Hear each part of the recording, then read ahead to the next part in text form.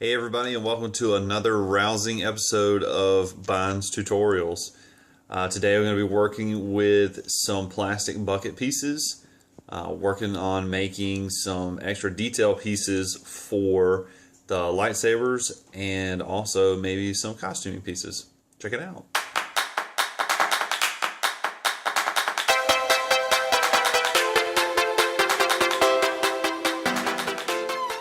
Hello again everybody. This is Bond here. Wanted to show you a quick project I've been working on.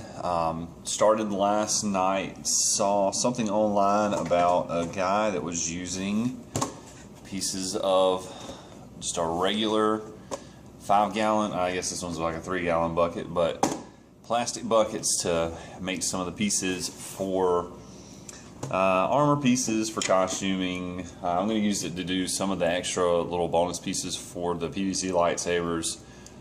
If you want to see some more detailed tutorials on the PVC lightsabers, you can check out the page. I have the tutorial from about 2 weeks ago on there. Just wanted to give you a quick rundown of what it looks like. Just cut out little pieces here, sand it down with 120 grit sandpaper. I would say probably go with a 400 grit just to give it a little smoother edge. This is still a pretty good edge. This one's going to look a little more weathered. I've gone ahead and cut this piece out and have it, it's more of a test. I made 2 pieces for like a little chest guard. I think I'll probably try to use them more as just kind of a experimental pieces to see how everything goes, but hit it with a quick coating of primer. I'm going to throw a little bit of the silver paint. I'm not entirely sure where, oh, here it is actually. Throw a little bit of the Rub and Buff paint on there and see how it turns out. Pretty good. I know it's got the natural bend on it from being part of the bucket already, but I think I can get the heat gun out and flatten it out, reshape it a little bit. Probably going to end up trying to do some of on the bounty hunter costume I've got, trying to do some of the shoe spats and maybe shin pieces for it, especially since it'll wrap around. It'd be really easy to work with. I just freehanded a little stencil around it for the chest piece and just used my X-Acto knife to cut it out. A little bit shaky on the X-Acto knife. It cuts through it pretty well. This blade is an older blade. It's just, I would suggest using something a little more durable. Probably any regular hunting knife or anything like that will cut through it pretty well. There's 100 other different knives you can use to cut through it, but I think this one's going to work real well for what I need to do. Do a quick pause and throw some of this Rub and Buff on there and see how it looks, and get right back to you.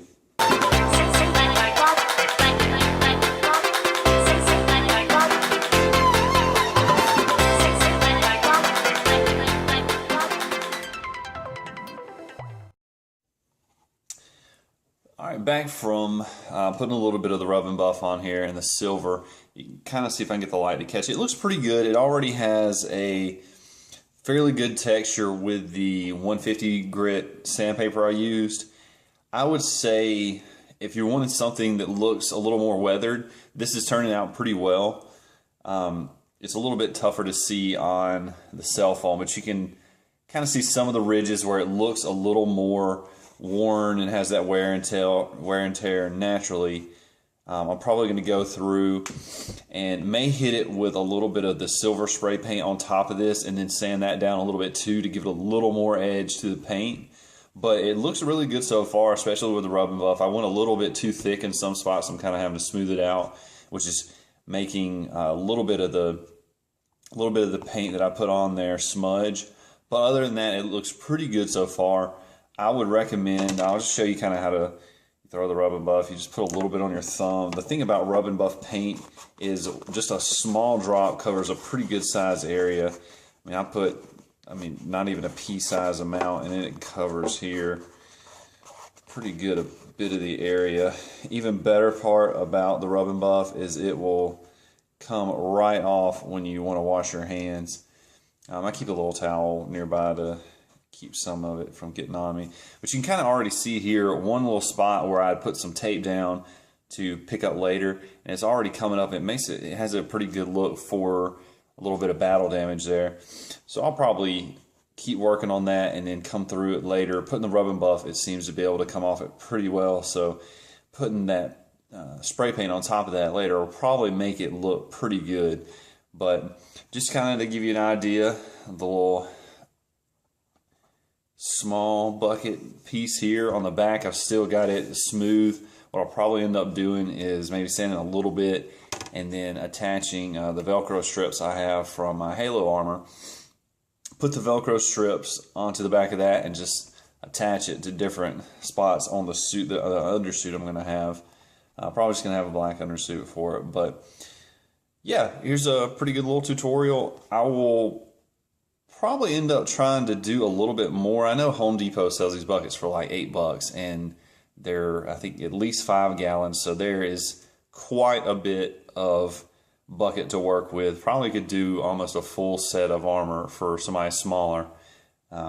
Especially, you know, being 6'6", it might take 3 or 4 buckets depending on how big some of the pieces have to be.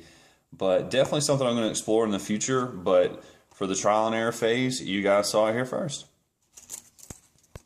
Quick update. I sat down for about 5 more minutes and just threw a little bit of rub and buff on the 2 chest pieces to see what they would look like.